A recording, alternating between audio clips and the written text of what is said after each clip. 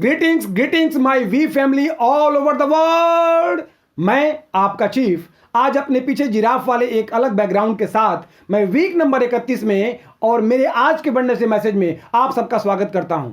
आज का message start करने से पहले ढेर सारी हार्दिक बधाई सभी आईएसबी ग्रेजुएट्स को जो कि पिछले दिनों बीते आईएसबी का हिस्सा रहे और ये बहुत ही अद्भुत रहा। मेरा पिछला वेडनेसडे मैसेज भी आईएसबी कैंप से ही था। आशा करता हूं आपने देखा होगा। उम्मीद है जो आईएसबी वापस गए हैं अपने और अपने मार्केट और अपने टीम के बार को और ऊपर उठाएंगे। हम 7 अक्टूबर का दिन गिनकर इंतजार कर रहे हैं जिस दिन वीकॉन का पहला दिन होगा। वीकॉन दोस्तों, बी द चेंज। और 7 अक्टूबर को अपने ग्रेट दातोश्री का बर्थडे भी है। पहला दिन ही हमारे मेंटोर हमारे अपलाइन दातोश्री का बर्थडे के रूप में बहुत ही अद्भुत होगा। दोस्तों, टिकट बिक चुके हैं। मेरा ऐसा विश्वास है कि कुछ अपलाइन ने एक्स्ट्रा टिकट भी खरीदे होंगे ताकि योग्य लोगों तक टिकट पहुंच सके। तो अपने अपलाइन के पीछे लग जाइए और अपना टिकट ले लीजिए ताकि आप इस वीकॉन में आ सकें जो कि लगभग 3 साल के बाद बहुत ही अद्भुत होने जा रहा है। मैं बहुत ही उत्साहित हूं। 31वें सप्ताह में आपका स्वागत है। रैंक एडवांसमेंट का पहला सप्ताह है और मेरा मानना है कि पहले सप्ताह में सबको सचेत रहना चाहिए। वैकेशन पर इन दिनों नहीं जाना चाहिए। ये 7 दिन बहुत महत्व रखते हैं। ये 7 दिन आपके ऑर्गेनाइजेशन के लिए रैंक एडवांसमेंट वीक जैसा होना चाहिए। ये वेडनेसडे मैसेज करते हुए इस समय सुबह के 2 बज रहे हैं और मैं पिछले 48 घंटों से सोया नहीं हूं। मैं अपनी मां के बारे में बहुत जरा सोचा।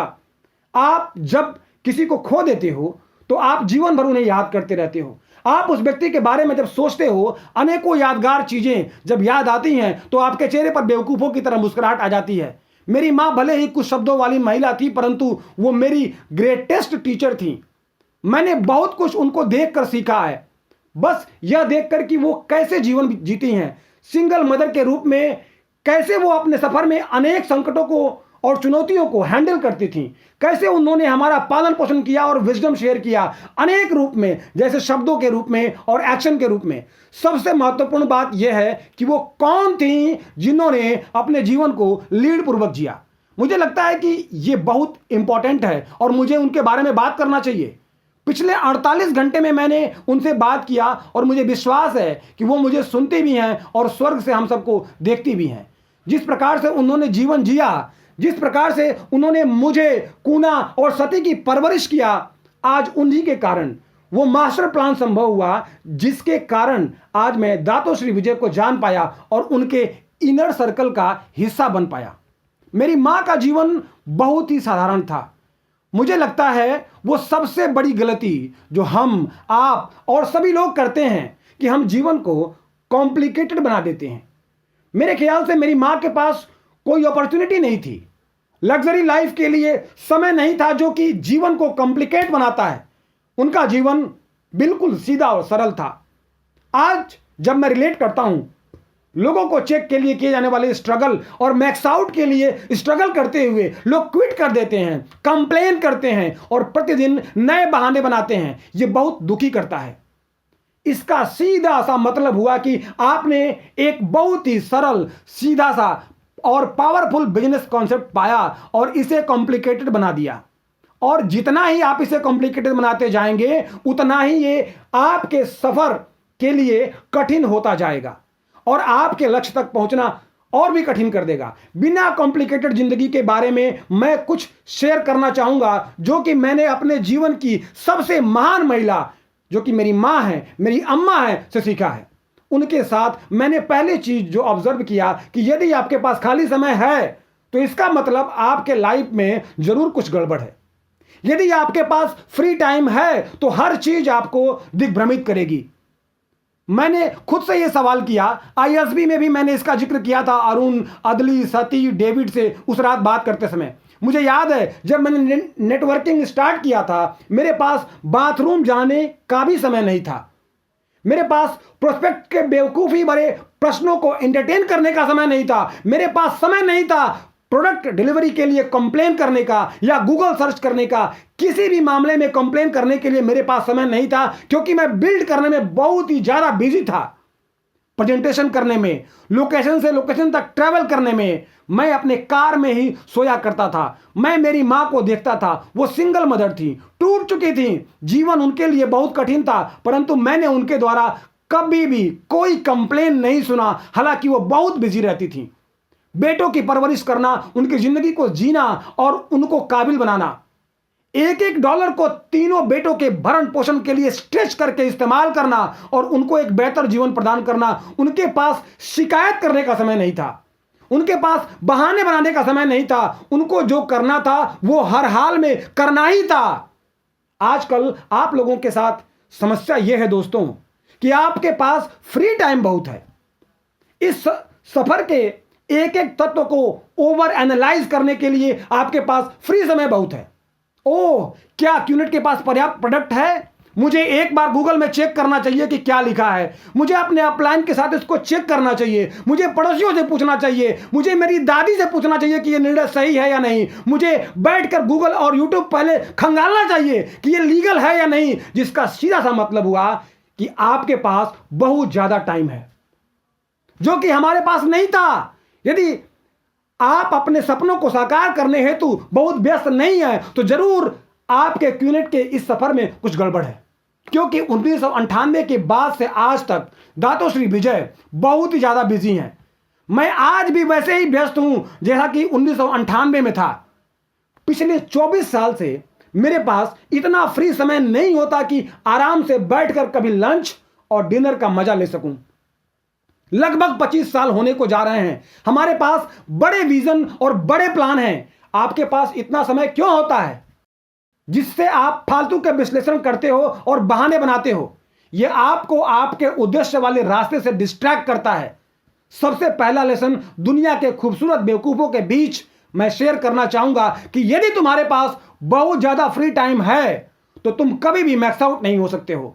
मैक्स आउट के बाद आपने फ्री टाइम की बात सोचा जब रिटायर के बाद कहीं बीच पर घूमने का प्लान करोगे, परंतु यदि आपका प्लान दातोश्री विजय के विजन को साकार करने और लाखों लोगों के लिए इन सर्विस होने का है तो मेरे जैसे फाइनेंशियल फ्री होने के बाद भी आपके पास फ्री टाइम कभी नहीं होगा।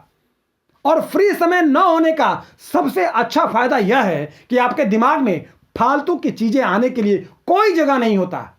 आपका दिमाग सिर्फ इस बात पर फोकस करता है कि क्या करना है और उसे अभी करना है, मतलब अभी करना है।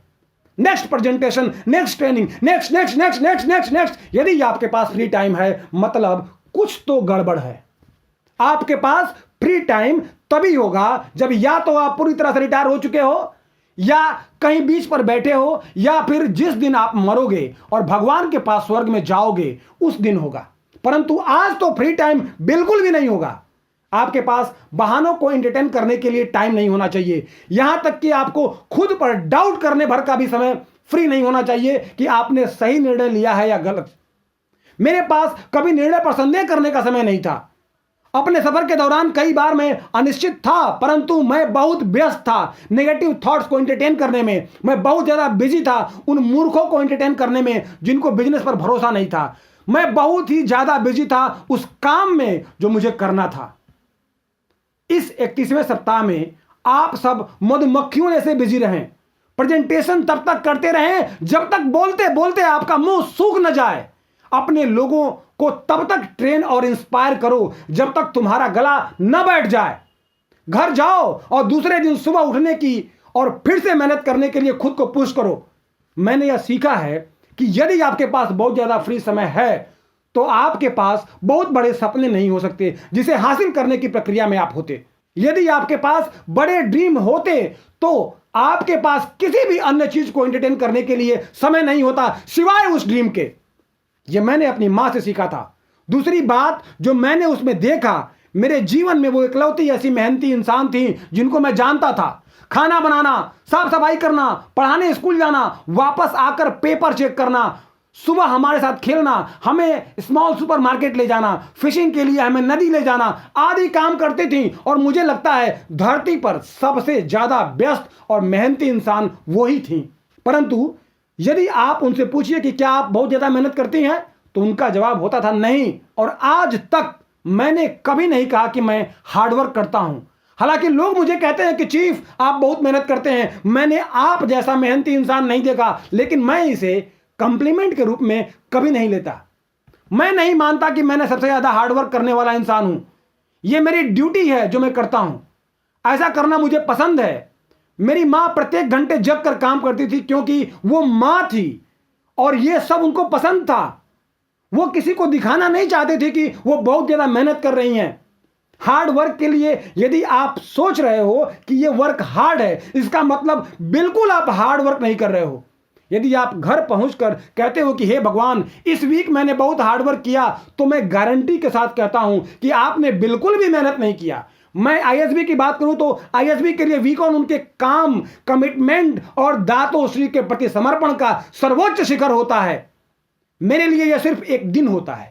वीक ऑन भी एक दिन है, आज का दिन भी एक दिन है, कल का दिन भी एक दिन है।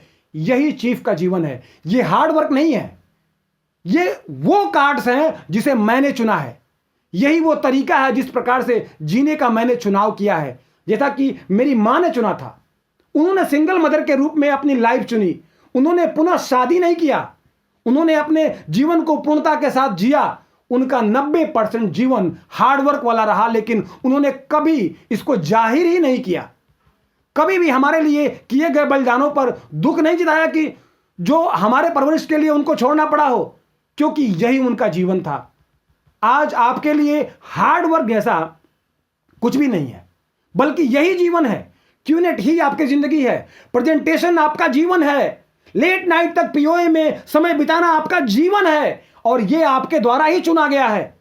सिर्फ आलसी और बेवकूफ जो होते हैं वही हार्डवर्क के नाम पर उत्सव मनाते हैं। बेकार के लोग जो होते हैं वही लोग एक सप्ताह खुद को पुश करके उसका उत्सव मनाते हैं। परंतु यदि आप प्रतिदिन जितना ज्यादा कर सकते हो उतना काम करो तो यह हार्डवर्क नहीं कहलाता, बल्कि यही जीवन बन जाता है। यही मैंने अपनी मां से भी सीखा है कि हार्डवर्क जैसा दुनिया में कुछ भी नहीं होता।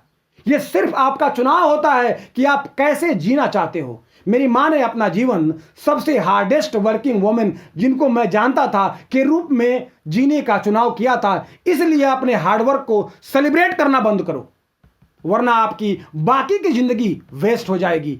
और मैं बहुत ही प्यार के साथ कहता हूं, आप आलसी और बेवकूफ बन जाओगे। जागो, कॉफी की सुगंध लो और प्रतिदिन इतना काम करो जितना अधिकतम कर सको। हार्ड वर्क जैसा कुछ नहीं होता, बल्कि यही जीवन होता है। जीवन ही यही होता है। तीसरा और अंतिम लेसन जो मैंने सीखा था, और मैं इसे बहुत पसंद करता हूं कि भले ही आप कितने भी विपत्तियों में घिरे हों, यहां तक कि मैं जानता था कि मेरी मां के खाते में कोई पैसा नहीं था, वो जीवन में संघर्ष कर रही थी, लेकिन उन्होंने कभी भी किसी को जाहिर नहीं होने दिया। हमने कभी इसे महसूस नहीं किया। मैं सिर्फ इतना ही महसूस किया कि मेरी मां का जीवन कितना कठिन था। मेरी उम्र में ही वो कितना ओल्डर दिखती थी जब मैं बच्चा था। उन्होंने मुझे सिर्फ प्यार दिखाया, हमेशा मुस्कुराती रहती थी। उनके बुरे दिन कभी मेरे बुरे दिन नहीं रहे। उनके खराब दिन भी मेरे लिए शानदार दिन थे, क्योंकि मैं उनका बेटा था और वो इसे दर्शाते भी थी। आज हम लोगों के साथ सबसे बड़ी समस्या इसी बात की है दोस्तों, हम में से सबके लिए, स्पेशली बिजनेस वाले लोगों की। जब आपका बुरा दिन होता है तो आपके पूरे नेटवर्क को पता चल जाता है, आपकी एनर्जी नेगेटिव हो जाती है, आपका ऑरा बदल जाता है और आपका सब कुछ प्रभावित होता है। बुरा दिन जैसा कुछ भी नहीं होता। जब आपके लोग आप पर निर्भर हो तो आप बुरे दिनों की कल्पना भी नहीं कर सकते। माताएं इस बात को समझ सकती हैं। मैं सभी माताओं का सम्मान करता हूं। माताओं के पास कभी बुरा दिन नहीं होता। उनके चेहरे पर मुस्कान रहती है जब उनके बच्चे उनकी तरफ दौड़ते हैं। नेटवर्किंग में आपके पास कभी बुरा दिन होता ही नहीं है। मैंने दातोश्री विजय को सफर के कठिनतम मोड़ पर भी देखा है। उस हालात में भी मैंने उन्हें देखा है सर्वश्रेष्ठ सेनापति के रूप में दहाड़ते हुए, मुस्कुराते हुए, मुझे निर्देशित करते हुए, मुझे क्लैरिटी देते हुए, मुझे गले लगाकर कहते हुए कि अब बाहर जाओ और विश्व विजय करो। यदि आप सच में लीडर हैं, यदि आप सच में माताओं की ताकत को महसूस करते हैं जिनके पास बुरे दिनों वाली लग्जरी नहीं होती, यदि अगली बार से आपको बुरे दिन मिले तो खुद को थप्पड़ मारना, अपनी मां को देखना और फिर मोस्ट पॉजिटिव अपलाइन के रूप में चेहरे पर मुस्कान लिए अच्छे नेटवर्कर की तरह बाहर निकलना। क्योंकि जो लोग आप पर निर्भर हैं उनकी जिंदगी आपके मूड का मोहताज नहीं होनी चाहिए। आपके चुनौतियों का उन पर असर नहीं होना चाहिए। यह बिल्कुल मान्य नहीं है कि जब आपने किसी को वचन दिया है कि आप उसके साथ रहेंगे तो चाहे कुछ भी हो जाए आपको रहना है, तभी आप ग्रेटेस्ट अपलाइन और ग्रेटेस्ट मेंटोर बनोगे। और तब आप उस सुख को खो देते हो जो बुरे दिनों के नाम पर आपको मिलते हैं। विगत 24 वर्षों में मैंने कभी बुरे दिन नहीं देखे, क्योंकि मैं ऐसे दिन अफोर्ड कर ही नहीं सकता, क्योंकि एक मेरे के बुरे दिन स्वीकार करने से लाखों लोगों का जीवन प्रभावित होगा। यही कीमत आपको चुकानी पड़ती है लीडरशिप के लिए। यही वो कीमत है जो आपको चुकानी पड़ती है जब आप लाखों ऐसे लोगों से वादे किए होते हो जिनसे आप कभी मिले भी नहीं होते। यह लेसन मैंने अपनी मां से सीखा था। मैं कभी अपने कठिन दिनों को शेयर नहीं करता। जरूरत पड़ी तो मैं अकेले बंद कमरे में जाकर रो लूंगा और पुनः चेहरे पर मुस्कान के साथ वापस आऊंगा और आपको गले लगाऊंगा। ठीक वैसे ही प्यार करूंगा जैसे वो हमें किया करती थी, चाहे कुछ भी हो जाए। इस वेडनेसडे मैसेज में माफी चाहूंगा कि मैंने ज्यादा कुछ नेटवर्किंग के बारे में बात नहीं किया, क्योंकि पिछले 48 घंटों में मैं बहुत ही ज्यादा भावुक हो गया था। मैं अपने जीवन के सबसे महत्वपूर्ण व्यक्ति जो कि मेरी मां है से बात करना चाहता था। विगत 2 दिनों में मैंने उनको बहुत याद किया। तो लेसन्स याद रहें, यदि आपके पास फ्री टाइम है तो कुछ गड़बड़ जरूर है। यदि आपके पास ओवर एनालाइज के लिए, कंप्लेन के लिए, बहाने बनाने के लिए टाइम है तो आपके पास बड़ा ड्रीम कभी नहीं होगा। हार्ड वर्क जैसा कुछ नहीं होता। यदि आप प्रतिदिन हार्डेस्ट वर्क करते हैं तो ये हार्ड वर्क नहीं है, बल्कि आपका जीवन है। आपका बुरा दिन उन लोगों के जीवन को प्रभावित नहीं करना चाहिए जो लोग आप पर निर्भर हैं। ऐसा हो तो खुद को थप्पड़ मारो और मुस्कुराओ, क्योंकि आप नेटवर्कर हो। आपका मूड बहुत सारे लोगों की सफलता को प्रभावित करता है। आपकी स्माइल लोगों को इंस्पायर करेगी कि वो बाहर जाकर अगला प्रेजेंटेशन करें। I love you guys.